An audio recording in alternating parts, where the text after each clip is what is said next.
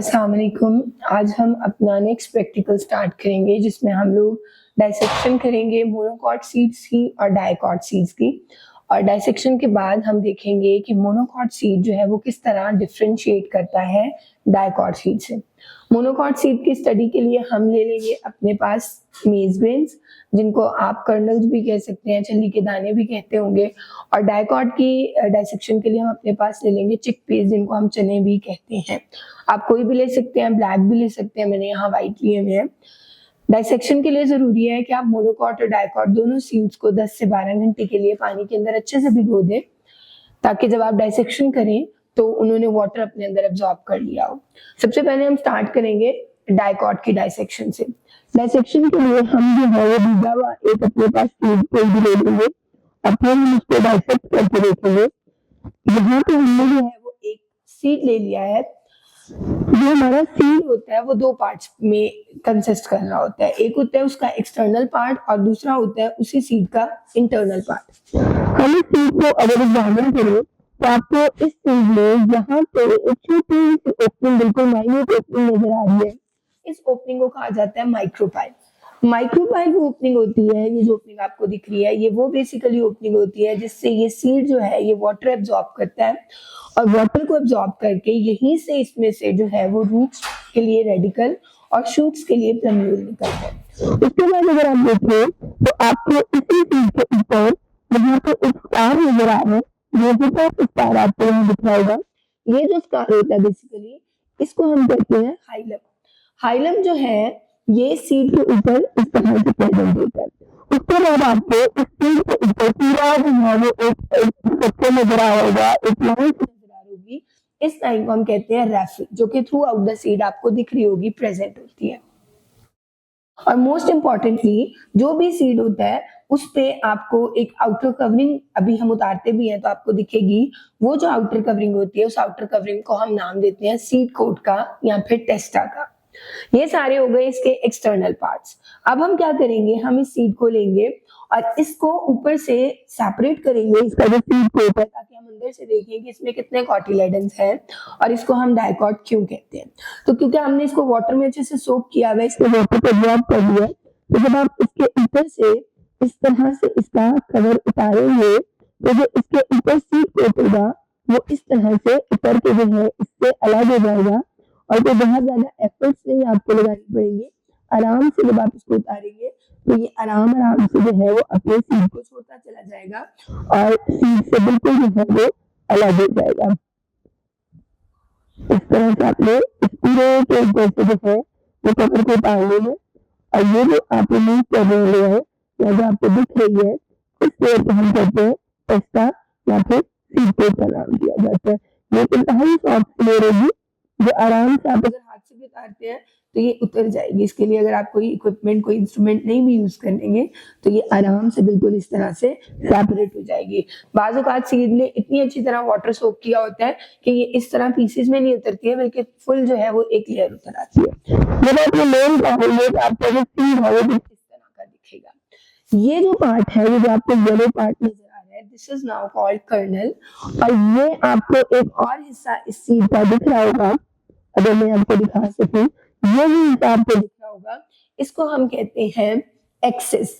ठीक है, अब ये कौन से एक्सिस है ये अभी हम देखते हैं कि इनको हम एक्सिस क्यों कहते हैं और ये एक्सिस होते कौन से हैं। ठीक है, अब जब आप इस सीड को हल्का सा दबाएंगे इस तरह से तो ये सीड अपने दोनों पार्ट के अंदर अलग अलग डिवाइड हो जाएगा। अब क्योंकि दो हिस्सों में तकसीम हो गया तो ये जो दो इसके हिस्से हैं इनको हम कहते हैं कॉटिलेडन्स, और क्योंकि ये दो हिस्से हैं तो ये डाइकॉट सीड होगा। इंस्टेड अगर ये वन पार्ट होता और ये अलग नहीं होते तो ये जो सीड था ये हमारे पास मोनोकॉट सीड होता। उसके बाद अब अगर आप देखें तो एक पार्ट आपको बिल्कुल जो है वो प्लेन नजर आएगा जिसके साथ कोई अटैचमेंट आपको नहीं दिखेगी, और अगर आप दूसरा पार्ट देखते हैं तो दूसरे पार्ट में आपको एक छोटा सा माइन्यूट सा स्ट्रक्चर दिख रहा होगा, जिसको ये जो आपको छोटा सा स्ट्रक्चर दिख रहा है अभी हम उसको अलग भी कर लेते हैं। ये बेसिकली हमारे पास वो स्ट्रक्चर होता है जहां से रेडिकल और प्लम्यूल दोनों निकल रहे होते हैं। इस स्ट्रक्चर को हम कहते हैं एम्ब्रियोनल एक्सिस। आप इसे एम्ब्रियोनल एक्सिस भी कह सकते हैं, आप इसे एम्ब्रियोनिक एक्सिस भी कह सकते हैं। एक्सिस इसलिए कहा जाता है कि क्योंकि इसी में से जो है वो हमारी रूट्स भी निकलेंगी, इसी में से शूट्स भी निकलेंगी।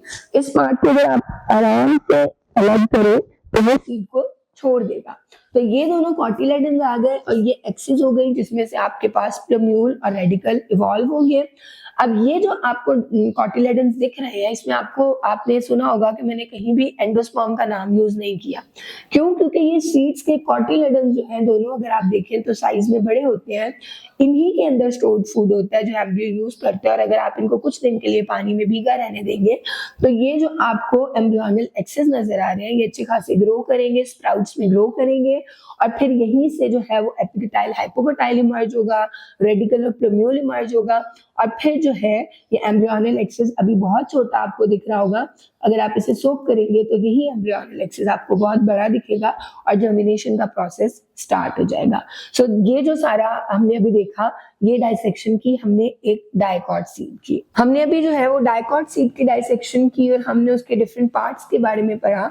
अब हम स्टार्ट करते हैं डाइसेक्शन किसी भी मोनोकॉट सीड की, और उसके डाइसेक्शन के लिए मैंने जो है वो 10 से 12 घंटे पहले मेज ग्रेन्स को अच्छी तरह पानी में भिगो दिया था, और अब उन्हीं में से एक लेंगे और अब हम उसकी डाइसेक्शन करेंगे।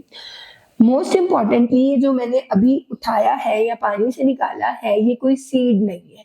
सीड क्यों नहीं है? इसको हम एक कंप्लीट फ्रूट कंसिडर करते हैं। सीड इसलिए नहीं है कि सीड, अगर मैं फ्रूट को डिफाइन करूं तो फ्रूट के दो हिस्से होते हैं। एक होता है फ्रूट की वॉल जिसको हम पेरिकार्प का नाम देते हैं, और दूसरा जैसे अभी हमने डायकॉट सीड में देखा सीड कोट होता है जिसको हम टेस्टा का नाम देते हैं। ये जो ग्रेन है इसको हम इसीलिए मेज ग्रेन का नाम देते हैं क्योंकि इसके अंदर जो फ्रूट वॉल पेरिकार्प होती है और जो टेस्टा होता है वो दोनों आपस में फ्यूज हो जाते हैं, वो दोनों आपस में मर्ज हो जाते हैं। इसीलिए इसको हम मेज ग्रेन का नाम देते हैं, ना कि इसको हम मेज सीड का नाम देते हैं। ठीक है। अब क्या होता है कि जो सीड है ना, सीड के तीन हिस्से होते हैं हमारे पास। सबसे पहले उसकी आउटर कवरिंग जिसको सीड कोट कहा जाता है, फिर उसके अंदर कॉटिलेडन्स, और मोस्ट इंपॉर्टेंट इसमें होता है एम्ब्रियो। एम्ब्रियो फर्दर दो पार्ट्स में डिवाइड होता है। अभी अभी हमने पढ़ा कि एक उसमें से निकलता है रेडिकल और एक उसमें से निकलता है प्लम्यूल, जो फ्यूचर रूट और फ्यूचर शूट के अंदर डिवाइड हो जाता है। ठीक है, क्योंकि इसके अंदर ऐसा कुछ नहीं है, हमारे पास दोनों चीजें फ्यूज हो गई हैं, इसलिए हमने इसको नाम दे दिया है मेज ग्रेन का। अब इसके डाइसेक्शन के लिए भी हम क्या करेंगे, हमने इसे पानी से निकाला और हम इसे डाइसेक्ट करने के लिए सेम प्रोसीजर अप्लाई करेंगे कि इसके ऊपर की जो कवरिंग है आप उसे किसी भी हार्ड शेल या हार्ड कवर की हेल्प से जो है इस तरह से रिमूव करेंगे। इसको रिमूव करना एज कंपेयर टू डाइकॉट थोड़ा सा मुश्किल लगेगा आपको, क्योंकि जो मोनोकॉट्स की कवरिंग्स होती हैं वो फ्यूज होती हैं, तो वो इतनी आसानी से जो है रिमूव नहीं हो सकती है जैसे हमने अभी अभी डाइकॉट सीड की कवरिंग को रिमूव किया था। लेकिन आप थोड़ी सी कोशिश करेंगे तो ये जो कवरिंग होगी ये अपने ग्रेन को छोड़ना शुरू कर देगी। ठीक है, थोड़ी सी एफर्ट आप करेंगे तो जो थोड़ा हार्ड सीड होता है तो हम इसको पूरा जो है उतार लेंगे, जैसे हमने डाइकॉट सीड्स के अंदर अभी अभी किया था। छोटे छोटे पार्ट्स करके उतरेगी, लेकिन ये है कि ये उतर जाएगी। और फर्दर डाइसेक्शन आप तभी एग्जामिनेशन कर सकते हैं जब आप इस पूरी कवरिंग को उतार लेंगे। आप किसी नीडल का यूज कर सकते हैं, आप किसी शार्प इंस्ट्रूमेंट का यूज कर सकते हैं, ताकि ये जो कवरिंग है ये पूरी तरह अपने सीड को छोड़ दे। अब ये देखें, इस सीड के ऊपर से हमने, या ग्रेन के ऊपर से सॉरी, हमने सारी की सारी कवरिंग उतार ली है। अब आपके पास ये जो ग्रेन है इसके ऊपर कोई भी आउटर कवरिंग या आउटर जो है वो शेल नहीं है। तो ये अब जो आपके पास स्ट्रक्चर आया है इसमें आप देखें तो आपको एक ये डार्क येलो पार्ट दिख रहा होगा और एक बिल्कुल जो नीचे एज है यहाँ पे एक लाइट व्हाइट कलर का स्पॉट दिख रहा होगा। ये जो डार्क येलो स्पॉट है बेसिकली ये होता है एंडोस्पर्म। अब एंडोस्पर्म का काम क्या होता है कि इस पूरे को फूड प्रोवाइड करना, न्यूट्रिएंट्स को स्टोर करना। और ये जो व्हाइट सा पार्ट आपको लाइट कलर का पार्ट दिख रहा है बेसिकली ये एम्ब्रियो है, और इसी के अंदर जो है वो कॉटिलेडन प्रेजेंट होगा।